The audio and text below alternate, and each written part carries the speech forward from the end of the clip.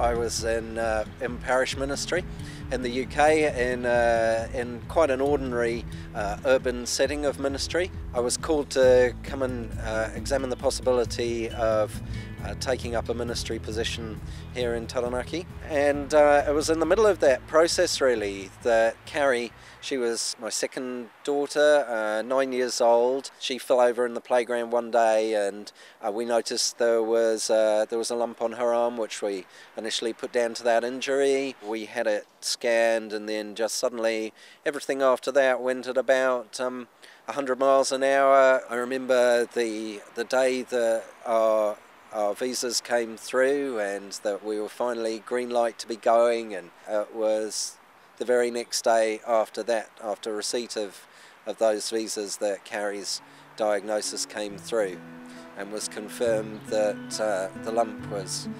a tumour, and that it was a very, very serious tumour.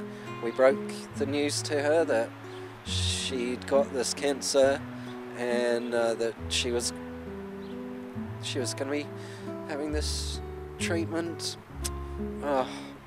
And she was absolutely devastated, as you'd imagine. She completed her treatment, which was a long course of chemotherapy and radiotherapy, and 2 weeks later we were all on an aeroplane for New Zealand. It was just the land to nurture her. It was as if God had called her to be here, and the mountain had reached out to her and dragged her in, and she just flourished.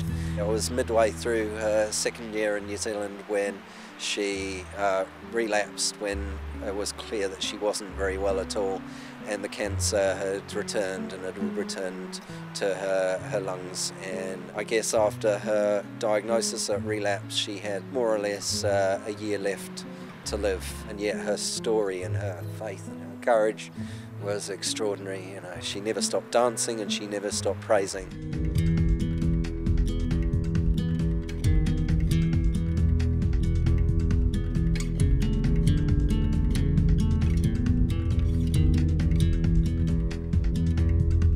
I remember in the middle of surgery, a really complicated biopsy. We shared communion at her bedside, a service that she led, and in which she broke the bread and shared the water with us. And I reflected back on that experience so many times, and of how she ministered to us, and that in so many ways she carried those around us and around her through the experience of her cancer. There was never anything other than a clear knowledge on her part that God was with her. And the message that she left for us was, smile, stay strong, and believe.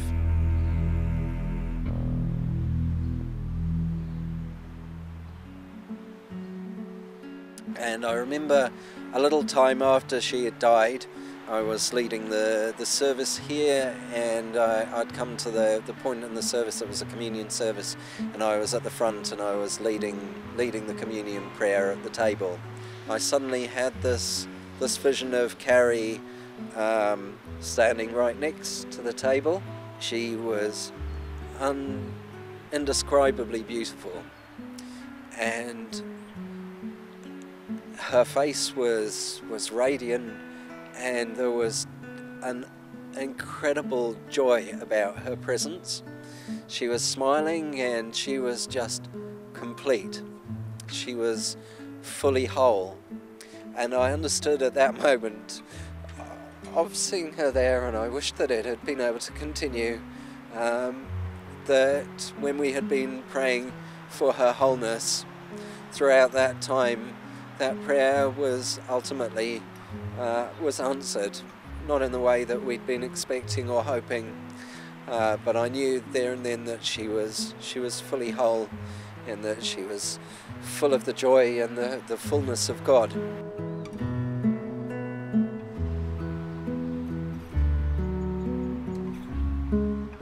I have learned that with the greatest suffering comes the greatest hope. The Bible says, faith, hope, and love remain. And the greatest of these is love. And my faith has been has been deeply, deeply challenged and deeply, deeply renewed through this. God has not withdrawn suffering from us, he has entered into suffering with us, and that has been my experience.